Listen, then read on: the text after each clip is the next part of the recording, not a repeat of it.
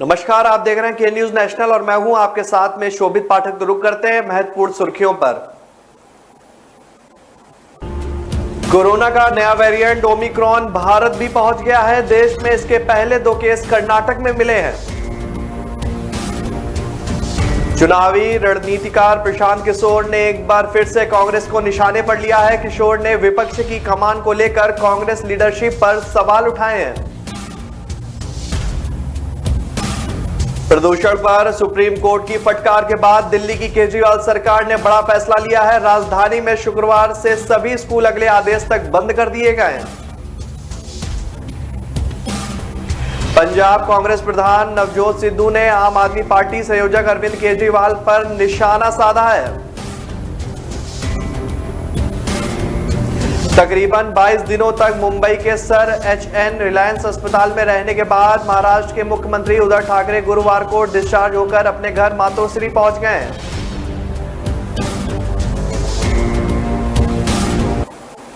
Corona का नया variant Omicron Bharat में भी पहुंच गया है। देश में इसके पहले 2 केस कर्नाटक में मिले हैं। इसके एक और 46 और दूसरा 66 साल का है।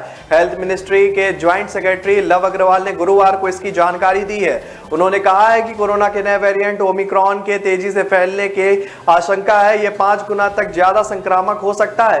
अब तक ओमिक्रॉन के 29 देशों में 373 केस मिल चुके हैं। उन्होंने कहा है कि 1 महीने से देश में कोरोना के केस लगातार घट रहे हैं। चिंता की बात यह है कि 15 जिलों में अब भी पॉजिटिविटी रेट 10% से ज्यादा है। 18 जिलों में यह 5 से 10% तक बना हुआ है।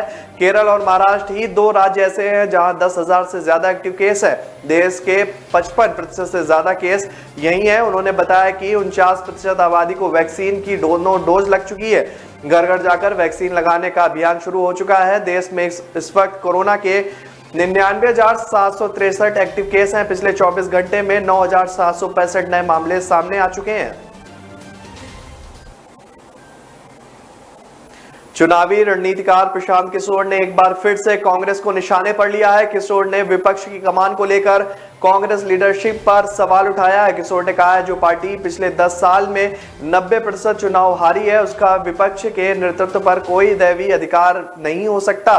प्रशांत किशोर ने गुरुवार को एक ट्वीट में लिखा कि कांग्रेस जिस आइडिया और स्पेस का प्रतिनिधित्व करती है वह एक मजबूत विपक्ष के लिए काफी अहम है, लेकिन विपक्ष के नेतृत्व का फैसला लोकतांत्रिक तरीके से दे। पश्चिम बंगाल में हुए विधानसभा चुनाव में प्रशांत किशोर ने ममता बनर्जी का चुनावी कैंपेन मैसेज किया था। इस चुनाव में ममता की जीत हुई थी। जीत के बाद सीएम ममता दिल्ली और मुख्यमंत्री बनने के बाद मुंबई का दौरा कर पार्टी के विस्तार में लगी हुई है। पॉलिटिकल कंटेंट्स का कहना है कि ममता बनर्जी को विपक्ष की नेता के तौर पर प्रेजेंट करने का काम प्रशांत किशोर काम कर रहे हैं। टीएमसी प्रमुख और पश्चिम बंगाल की मुख्यमंत्री ममता बनर्जी 2 दिन की मुंबई दौरे पर थीं। 2 दिनों के दौरान उन्होंने शिवसेना और एनसीपी के नेताओं से मुलाकात की। राष्ट्रवादी कांग्रेस पार्टी चीफ शरद पवार से मिलने के बाद ममता ने बुधवार को एक बड़ा बयान देते हुए कहा कि अब यूपीए का कोई भी अस्तित्व नहीं है। शरद पवार और ममता के बीच बुधवार को तकरीबन 1 घंटे तक बातचीत हुई।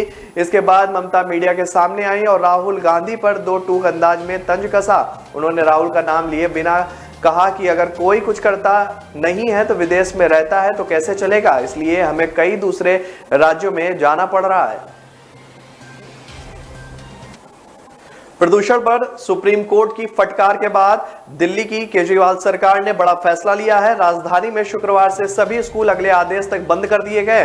पर्यावरण मंत्री गोपाल राय ने कहा है कि प्रदूषण से बिगड़ते हालात को देखते हुए यह फैसला लिया गया है। स्कूल कब से खुलेंगे, फिलहाल इस पर कोई फैसला नहीं हुआ है। इससे पहले गुरुवार को ही कोर्ट ने केंद्र और दिल्ली सरकार पड़ोसी राज्यों की सरकार को फटकार लगाते हुए 24 घंटे का समय दिया था। कोर्ट ने केंद्र से कहा था कि अगर प्रदूषण कम करने के लिए 24 घंटे में कड़े कदम नहीं उठाए गए तो सुप्रीम कोर्ट टास्क फोर्स का गठन करेगा। चीफ जस्टिस एनवी रमना ने केंद्र से पूछा कि आखिर प्रदूषण कम क्यों नहीं हो रहा है। दिल्ली सरकार को फटकार लगाते हुए सुप्रीम कोर्ट ने पूछा कि जब कर्मचारियों को वर्क फ्रॉम होम दे दिया गया है तो फिर बच्चों को स्कूल जाने के लिए क्यों फोर्स किया जा रहा है। कोर्ट ने कहा कि सरकार ने हमें एफिडेविट में बताया था कि स्कूल बंद कर दिए गए हैं, लेकिन ऐसा नहीं हुआ। क्या आपको बच्चों की फिक्र नहीं है? कोर्ट ने दिल्ली सरकार से पूछा कि आपने जो एफिडेविट लगाए हैं क्या उनमें बताया गया है कि कितने युवा प्रदूषण पर जागरूकता का बैनर लेकर सड़क पर खड़े हैं। क्या यह प्रचार के लिए किया जा रहा है? उनके स्वास्थ्य की किसी को चिंता नहीं है। इसके जवाब में दिल्ली सरकार ने कोर्ट को बताया कि बैनर लेकर खड़े युवा स्वयंसेवक थे। दिल्ली सरकार की तरफ से कुछ युवाओं ने सड़क किनारे खड़े होकर रेड लाइट पर कार का इंजन बंद करने की अपील की थी। इन पोस्टर्स में दिल्ली के मुख्यमंत्री अरविंद केजरीवाल की भी फोटो थी। पंजाब कांग्रेस प्रधान नवजोत सिद्धू ने आम आदमी पार्टी संयोजक अरविंद केजरीवाल पर निशाना साधा है। सिद्धू ने जैन मुनि परंपराचार्य प्रज्ञ सागर मुनि महाराज के प्रवचन का वीडियो शेयर किया है। इसमें जैन मुनि कह रहे हैं कि केजरीवाल फ्री बांटकर देश का बंटाधार कर रहा है, महिलाओं की तरह पुरुषों की वो चूड़ियां पहना रहा है। सिद्धू ने यह वीडियो शेयर कर कहा है कि अरविंद केजरीवाल को संत की बात सुननी चाहिए। दुनिया में सुधार की गुंजाइश सबसे बड़ी संभावना है। सिद्धू का यह बयान ऐसे वक्त आया है जब केजरीवाल ने कहा था कि सिद्धू उनके साथ आना चाहते थे। इसके लिए बातचीत भी चल रही थी। पंजाब में कांग्रेस के लिए आम आदमी पार्टी बड़ी चुनौती बनी हुई है। केजरीवाल न केवल घोषणा कर रहे हैं बल्कि सरकार के फैसलों को भी पोल खोल रहे हैं। हाल ही में सरकारी स्कूलों की दशा को लेकर आपने चन्नी सरकार की खूब बखिया उधेड़ी। इसके बाद सिद्धू भी सरकार के बचाव में कूदे। खासकर केजरीवाल ने 2022 में सरकार बनाने पर 18 साल से बड़ी उम्र के सब महिलाओं को हर महीने 1-1 हजार देने की घोषणा की। इसके बाद विपक्षियों के निशाने पर आ गए हैं। तकरीबन 22 दिनों तक मुंबई के सर एचएन रिलायंस अस्पताल में रहने के बाद महाराष्ट्र के मुख्यमंत्री उद्धव ठाकरे गुरुवार को डिस्चार्ज होकर अपने घर मातोश्री पहुंच गए हैं। गर्दन में दर्द के बाद 10 नवंबर को हॉस्पिटल में एडमिट करवाया गया था और 12 नवंबर को उनका ऑपरेशन किया गया था। हॉस्पिटल के डॉक्टर अजीत देसाई ने बताया कि सीएम अभी पूरी तरह से फिट हैं और उन्हें वर्क फ्रॉम होम करने की सलाह दी गई है। सीएम उद्धव ठाकरे को लाने के लिए उनके बेटे आदित्य ठाकरे हॉस्पिटल पहुंचे थे। हॉस्पिटल में हुई सर्जरी से पहले वरिष्ठ आर्थो सर्जन डॉक्टरों की सलाह पर उनके विभिन्न चिकित्सा परीक्षण किए थे। इन जांचों की रिपोर्ट मिलने के बाद वरिष्ठ चिकित्सक मुख्यमंत्री ठाकरे से चर्चा की गई। इसके बाद गर्दन के दर्द का ऑपरेशन करने का निर्णय लिया गया। हॉस्पिटल में एडमिट होने से पहले सीएम एक कार्यक्रम में कॉलर बेल्ट पहने हुए नजर आए थे। इस दौरान उन्होंने कहा था कि कोरोना वायरस से लड़ने के दौरान उन्हें गर्दन उठाने का भी मौका नहीं मिला। मैंने अपनी गर्दन के दर्द को नजरअंदाज किया, इसी वजह से यह हालात हुई है। हॉस्पिटल में रहते हुए उन्होंने पिछले हफ्ते सीएम ठाकरे अस्पताल से ही डिजिटल माध्यम से मंत्रिमंडल की बैठक में शामिल हुए थे। बैठक में उप मुख्यमंत्री अजीत पवार और अन्य मंत्री भी शामिल हुए थे। मंत्रिमंडल की ओर से पवार ने ठाकरे के शीघ्र स्वस्थ होने की कामना भी की थी।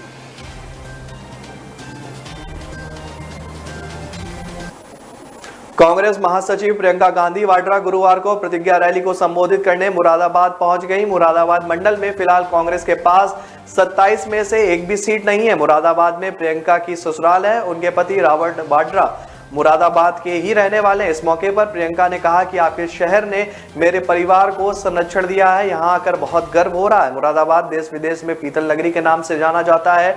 मुझे याद है कि एक्सपर्टों के लिए मेरे पिता राजीव गांधी ने कारोबारियों के लोन माफ किए, टैक्स में भी मदद होती थी। उन्होंने कहा कि आज स्थिति है कि 8,000 करोड़ का निर्यात 2,000 करोड़ पर आ गया है। 3 लाख कारीगरों की रोजी रोटी खत्म हो गई है। उन्होंने कहा कि भाजपा ने आपके कारोबार को बर्बाद किया है। सबसे पहले नोटबंदी लागू की गई जिससे आपको नुकसान हुआ है। आपसे कहा कि काला धन वापस आएगा, आप सबको पता है कि काला धन नहीं आया। जीएसटी से आपकी कमर टूट गई, कारोबारी परेशान हुआ, बिजली डीजल महंगा हुआ, कच्चा माल महंगा हुआ। उधर चीन आगे बढ़ रहा है। उन्होंने हुनर को लेकर इंफ्रास्ट्रक्चर बनाया, लेकिन मुरादाबाद में वो भी काम नहीं हुआ जो यहाँ होना चाहिए था। आपने पीतल नगरी अपने खून पसीने से बनाई है। यह सरकार सिर्फ अंधेर नगरी बनाती है और अंधेर नगरी का चौपट राजा है। महंगाई बेरोजगारी दी है इस सरकार ने।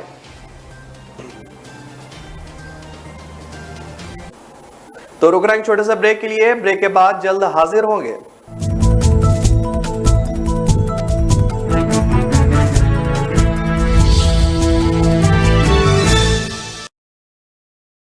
न ऐश का न द्वेष का, यह दंगल है देश का। सुलगती समस्याओं के जुलसते सवालों का होगा दंगल देश का। प्रशासन के प्रश्नों को लेकर होगा दंगल देश का।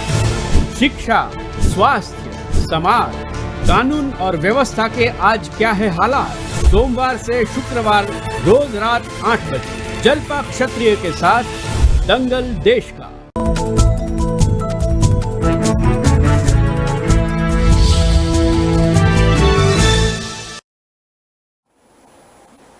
ब्रेक के बाद फिर स्वागत है आपका। रुक करते हैं आगे की खबरों पर। यूपी में आगामी 2022 में विधानसभा चुनाव को लेकर बीजेपी ने सियासत की जमीन तैयार करना शुरू कर दिया है।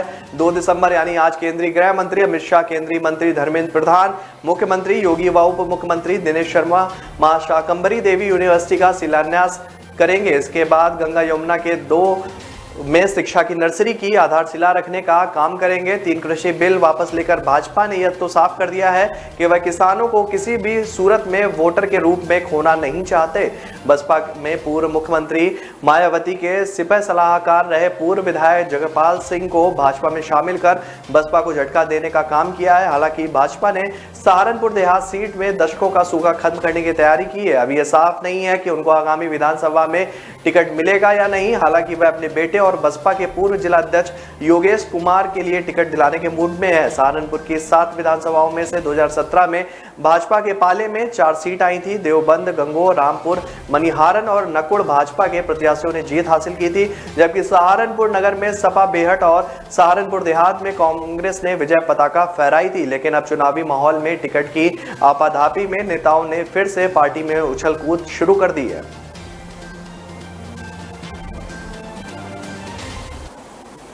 हरियाणा मुख्यमंत्री मनोहर लाल खट्टर ने किसानों को निमंत्रण भेजने का ऐलान किया है। हालांकि ये स्पष्ट नहीं किया गया है कि निमंत्रण कब भेजा जाएगा। सीएम मनोहर लाल ने कहा है कि जब दोनों पक्ष आमने सामने मिलकर बैठेंगे तो सभी मुद्दों पर चर्चा होगी और विमर्श से ही मामला निपटाया जाएगा। मुख्यमंत्री मनोहर लाल देर रात करनाल पहुंचे थे। रात को पीडब्ल्यूडी रेस्ट हाउस में रुके थे। सुबह शहर के लोगों से मिले, उनकी समस्या को भी सुना। जाने से पहले पत्रकारों से बातचीत में किसानों पर सरकार का पक्ष रखा। हरियाणा सरकार के स्तर की कई बातें हैं। इनमें से प्रदेश में दर्ज किसानों पर मुकदमे वापस लिए जाएं। करीब 48,000 किसानों पर केस दर्ज है। प्रदेश में किसान आंदोलन के दौरान शहीद हुए किसानों के शहीद स्मारक बनाए जाने की जगह देनी चाहिए। यह भी प्रदेश सरकार के स्तर का फैसला है। आंदोलन के दौरान जो भी किसान शहीद हुए हैं उनके परिवार वालों को मुआवजा दिए जाने की बात जो है प्रदेश सरकार को देना चाहते हैं।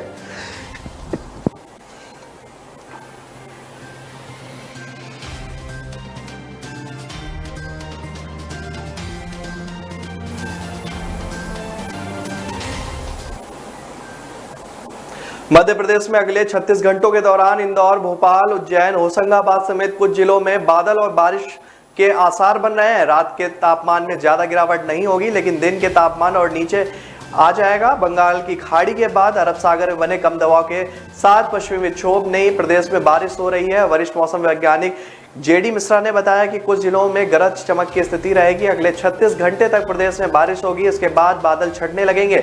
इस कारण 5 दिसंबर से ठंड बढ़ जाएगी, जिससे रात और दिन के तापमान में भी कमी होगी। ठंडी सूखी हवाएं ठिठुरन बढ़ाएगी। अगले 36 घंटों के दौरान प्रदेश के कई इलाकों में गरज चमक के साथ हल्की बारिश होगी। बड़वानी, अलीराजपुर, झाबुआ, झार, इंदौर, रतलाम और उज्जैन जिलों में हल्की बारिश के साथ बिजली गिर सकती है। इसके अलावा भोपाल, होशंगाबाद, ग्वालियर, चंबल, इंदौर एवं उज्जैन संभागों के जिलों में तथा सागर, छतरपुर, टीकमगढ़ निवासी, दामोह, सीधी में गरज चमक के साथ बौछार पड़ सकती है। भोपाल में गुरुवार को सुबह से ही हल्की बूंदाबांदी हो रही है।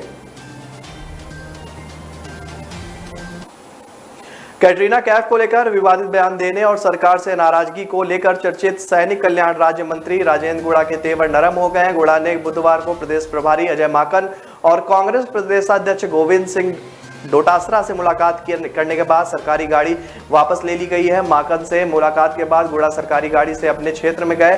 पहले नाराजगी दिखाते हुए गुड़ा ने सरकारी गाड़ी लौटा दी थी, जबकि इससे पहले झुंझुनू में हुए एक कार्यक्रम में उन्होंने कहा था कि माकन बुला रहे हैं, लेकिन भाई गया नहीं। बुधवार को अजय माकन के सामने गुड़ा ने बसपा से कांग्रेस में आने वाले अन्य 5 विधायकों को भी सम्मानजनक पद देने की मांग उठाई। हालांकि अभी सचिवालय में जाकर उन्होंने राज्य मंत्री का चार्ज नहीं संभाला। कयास लगाए जा रहे हैं कि जल्द ही वे चार्ज संभाल लेंगे। इसके पीछे तय रणनीति बताई जा रही है। बसपा से कांग्रेस में आने वाले सभी 6 विधायक मंत्री पद या इसके बराबर पद की उम्मीद में थे। गुड़ा अकेले मंत्री बन गए और बाकी 5 के हाथ सिर्फ इंतजार और आश्वासन ही आया। बचे हुए 5 विधायकों को विश्वास में बनाए रखने के लिए गुड़ा ने मंत्री पद का चार्ज नहीं लिया है।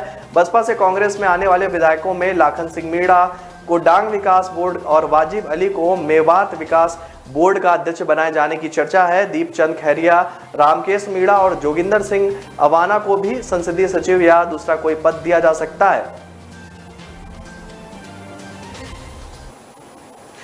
प्रदेश सरकार ने गुरुवार को प्रदेश के 12,17,631 बच्चों को मेधावी स्कॉलरशिप दी गई। सीएम योगी ने ऑनलाइन के जरिए सभी अभ्यर्थियों के खातों में स्कॉलरशिप ट्रांसफर की गई। इस अवसर पर सीएम योगी मुरादाबाद की पीजी डिप्लोमा छात्रा प्रिया से ऑनलाइन बात करते हुए पूछा कि स्कॉलरशिप जेब में रखकर माता पिता जी को परेशान तो नहीं करती हो। इस पर छात्रा ने कहा नहीं सर। वहीं सीएम योगी ने कहा कि मैं प्रदेश के सभी युवा साथियों को जिन्होंने आज स्कॉलरशिप उपलब्ध कराई जा रही है उन्हें हृदय से बधाई शुभकामनाएं देता हूं।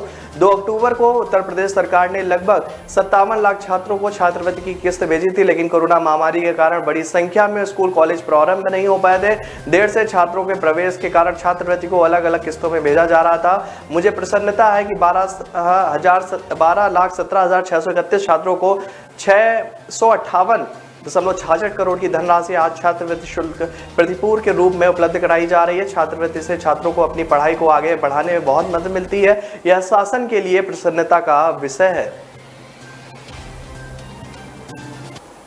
तो रुक रहे हैं एक छोटे से ब्रेक के लिए। ब्रेक के बाद जल्द हाजिर होंगे।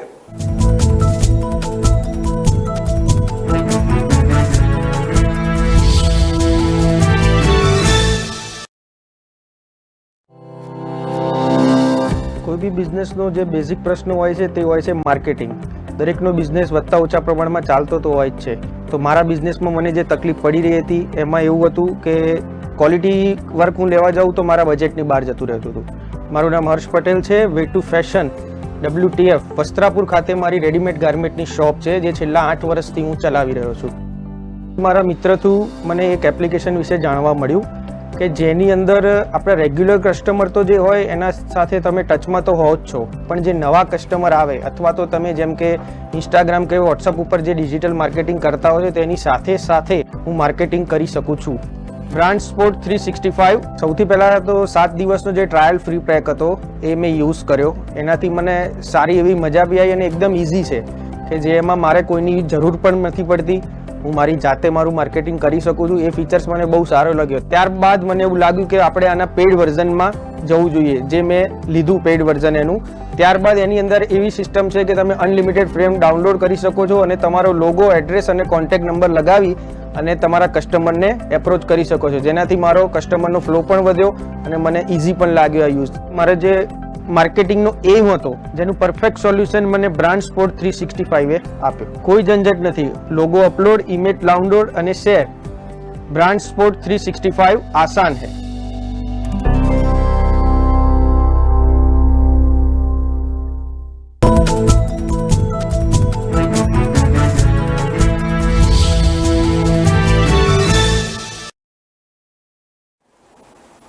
छात्र, नौजवान, किसान के बाद अब राजनीतिक दल कारोबारियों को साधने में जुट गए हैं। उत्तर प्रदेश के 2 प्रमुख दल बीजेपी और सपा ने इसकी तैयारियां भी शुरू कर दी है। व्यापारियों को साधने के साथ उनके बीच अपनी ताकत भी दिखाने की तैयारी है। लखनऊ में 5 दिसंबर को नजारा देखने को मिलेगा। सपा और बीजेपी 5 दिसंबर को लखनऊ व्यापारी सम्मेलन कर अपनी ताकत दिखाने की कोशिश करेंगे। सपा के सम्मेलन में जहां अखिलेश यादव मुख्य अतिथि होंगे, वहीं बीजेपी के deputy CM doctor Dinesh Sharma कार्यक्रम में मुख्य अतिथि होंगे। हालांकि बीजेपी के कार्यक्रम के लिए सीएम योगी आदित्यनाथ और केंद्रीय मंत्री स्मृति ईरानी का समय भी मांगा गया है। ऐसे में ये दोनों भी कार्यक्रम में शामिल हो सकते हैं। बीजेपी की सबसे बड़ी ताकत शहरी वोटर रहा है, उसमें भी कारोबारी इनका कोर वोट रहता है। ऐसे में अपनी उसी ताकत को और बढ़ाने के लिए यह सम्मेलन किया जा रहा है। बीजेपी महानगर व्यापार प्रकोष्ठ के अध्यक्ष अभिषेक खरे बताते हैं कि मौजूदा समय व्यापारी अपने अपने आप से सबसे ज्यादा सुरक्षित महसूस करता है। बीजेपी की नीतियों से उसको लाभ हो रहा है। उसी ताकत बढ़ाने और सरकार की नीतियों को हर छोटे बड़े कारोबारी तक ले जाने के लिए यह सम्मेलन किया जा रहा है। लखनऊ में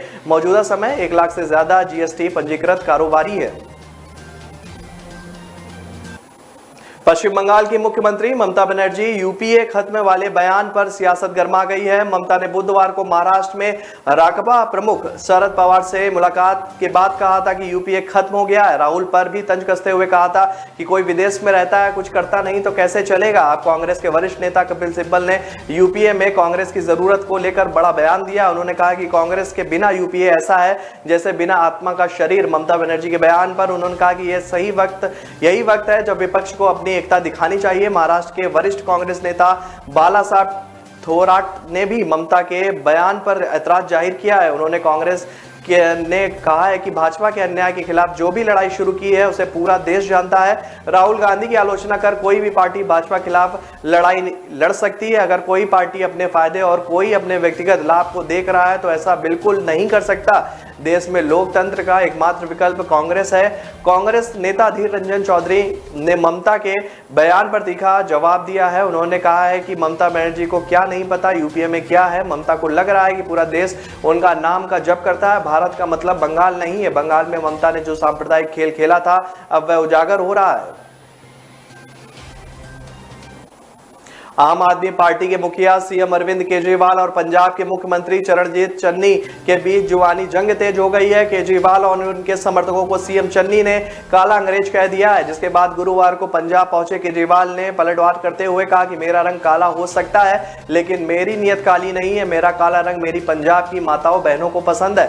अमृतसर एयरपोर्ट पर अरविंद केजरीवाल ने कहा कि मैं सीएम चरणजीत चन्नी का हेलीकॉप्टर में भी घूमता हूं, सड़कों से गांव के शहरों में भी जानता हूं, इसलिए मेरा रंग काला हो गया है। उन्होंने कहा कि मैं सीएम चन्नी की बहुत इज्जत करता हूं, लेकिन जब से मैंने सरकार बनने पर पंजाब की हर महिला को 1000 रुपए देने का वादा किया वह मुझे गंदी गंदी गालियां दे रहे हैं। केजरीवाल ने यह भी कहा कि मुझे कहा गया है कि मैं कपड़े अच्छे नहीं डालता, जबकि सरकार बनने पर पंजाब की मेरी माताएं बहनें 1000 रुपए में अच्छे कपड़े पहन सकेंगी। आपको बता देंगे बीते बुधवार को केजरीवाल पर हमला बोलते हुए मुख्यमंत्री चन्नी ने उन्हें काला अंग्रेज बताते हुए कहा था कि उनकी टोली आम आदमी का नकाब पहनकर बाहर से लुटेरों की तरह पंजाबियों को लूटने की साजिश रच रही है। उन्होंने कहा कि पंजाब के बुद्धिमान लोग ऐसे बहरूपियों की चाल में सफल उन्हें नहीं होने देंगे।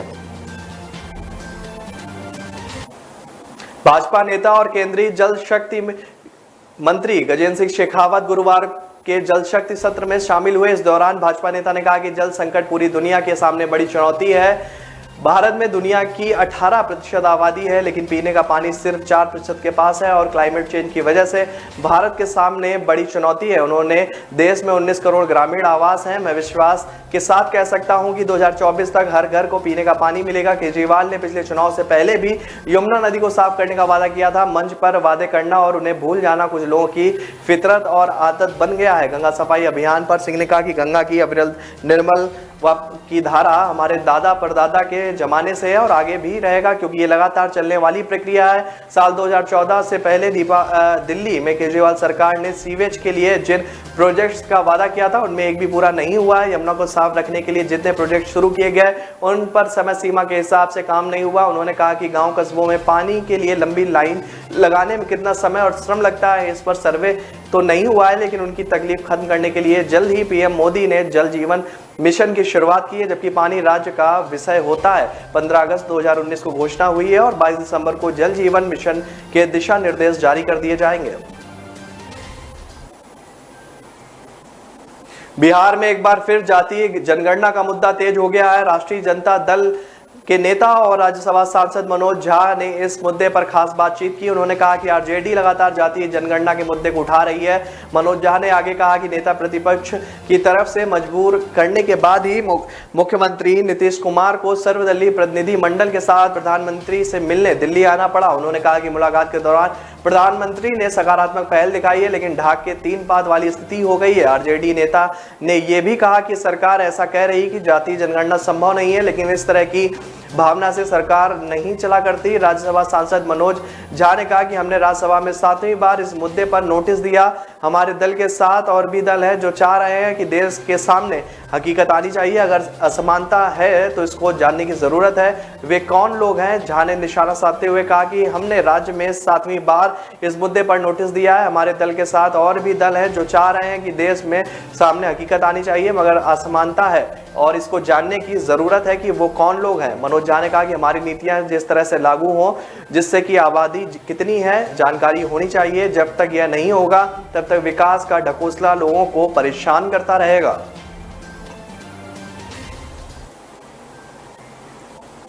तो फिलहाल इस बुलेटिन में मेरे साथ इतना ही। आगे की खबरों के लिए बने रहिए के न्यूज़ नेशनल के साथ। नमस्कार।